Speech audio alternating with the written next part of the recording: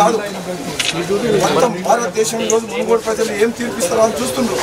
ఇటువంటి తరుణంలో మీరందరూ కూడా ప్రపంచం అంతా మోడీ గారి నాయకత్వంలో భారతదేశ భవిష్యత్తు, భారతీయ జనతా పార్టీ దేశ భద్రత, దేశ సమైక్యత, దేశ అభివృద్ధి ఈరోజు బీజేపీగా మోడీ గారి నాయకత్వంలో బ్రహ్మాండంగా దూసుకుపోతుంది.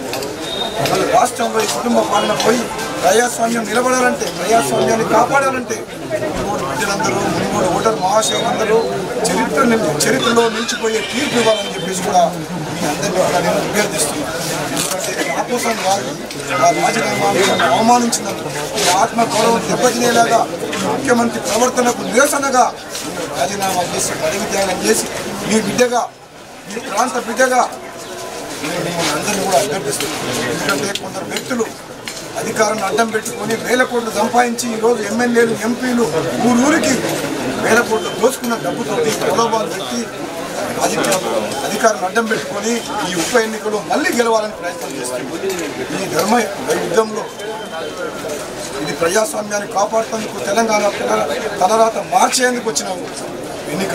ఇటువంటి ఉద్యమంలో, ఇటువంటి ఎన్నికలో మీరందరూ ఎటువంటి ప్రలోభాలకు గురి కాకుండా, ఎటువంటి బెదిరింపులకు భయపడకుండా ధైర్యంగా ఈ కుటుంబం నుంచి, కేసీఆర్ కుటుంబం నుంచి 4 కోట్ల తెలంగాణ ప్రజలకు విముక్తి కలగాలంటే ధర్మ యుద్ధంలో తెలంగాణ ప్రజలందరూ కూడా ధర్మం వైపు ఉండాలని చెప్పేసి కూడా మీ అందరినీ కూడా నేను అభ్యర్థిస్తున్నాను. ఎందుకంటే ఇది నా కోసం కాదు, తెలంగాణ భవిష్యత్తు కోసం, మీ పిల్లల భవిష్యత్తు కోసం, ఒక కుటుంబం నుంచి విడిపించి ప్రజాస్వామ్యాన్ని కాపాడుతున్న కోసం వచ్చిన ఎన్నిక. కాబట్టి మళ్ళీ చెప్తున్నా, తెలంగాణ బిడ్డలారా, తెలంగాణ సోదరులారా, ఎంతో కష్టపడి తెలంగాణ రాష్ట్రం సాధించుకునే ఒక కుటుంబం చేతిలో బందీ అయిపోయింది. దాన్ని విడిపిస్తేందుకు మునుగోడు గడ్డ మీద అమిత్ షా గారు వచ్చి భారతీయ జనతా పార్టీ హామీ ఇచ్చిపోయింది.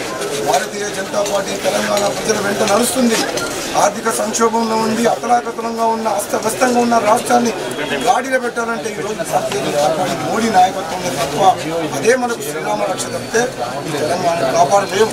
దుర్మార్గ పాలన పోవాలంటే భారతీయ జనతా పార్టీ అభ్యర్థిగా పోటీ చేస్తున్న నన్ను మీరందరూ ఆశీర్వదించి గెలిపించండి.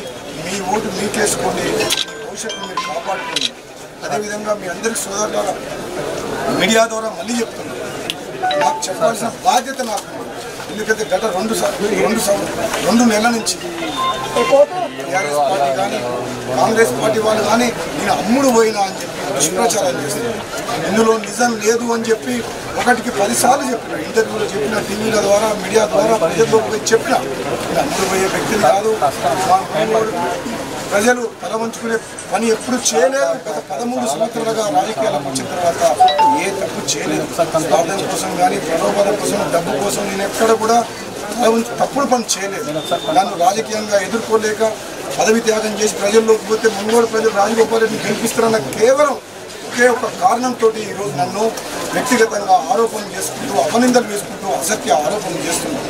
నేను చెప్తున్నా, ఈరోజు ఈ మీడియా ద్వారా ఈరోజు కిషన్ రెడ్డి గారు ఉన్నారు, బండి సంజయ్ గారు ఉన్నారు, తరుణ్ చంద్ గారు ఉన్నారు, రాష్ట్ర నాయకులు, కేంద్ర నాయకులు అందరూ ఇక్కడ మొత్తం భారతీయ జనతా పార్టీ మొత్తం నాయకత్వం అంతా ఇక్కడ ఉంది. వాళ్ళందరూ చెప్తున్నాను, నేను తప్పు చేసినట్టు రుజువు చేస్తే ఏ శిక్షకైనా సిద్ధమే. నేను పోటీ కూడా చేయను, రాజకీయ సన్యాసం తీసుకుంటా.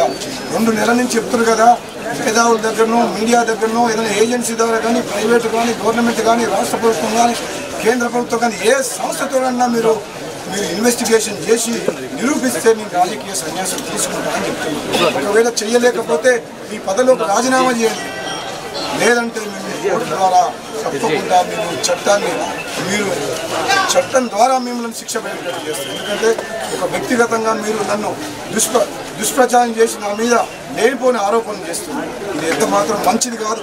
సమాజం నమ్మరు. ఆస్తి కోసం, డబ్బు కోసం పాకులాడే వాడిని అయితే పదవి త్యాగం చేసి ఓట్లు అడిగేంత ధైర్యం ఆ మనిషికి ఉండదు.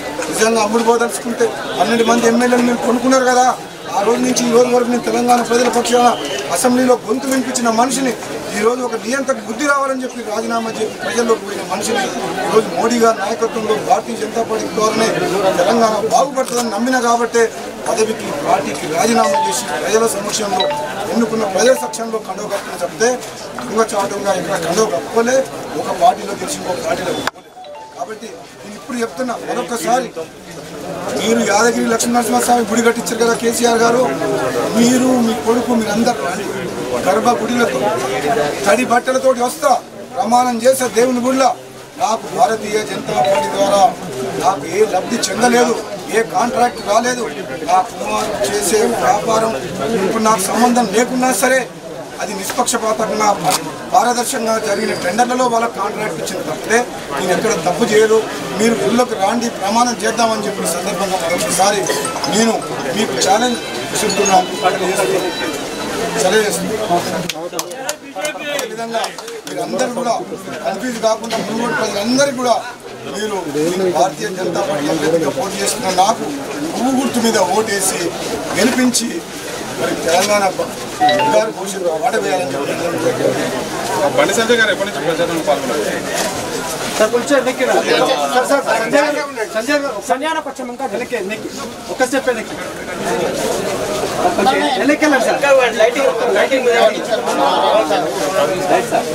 చెప్పండి.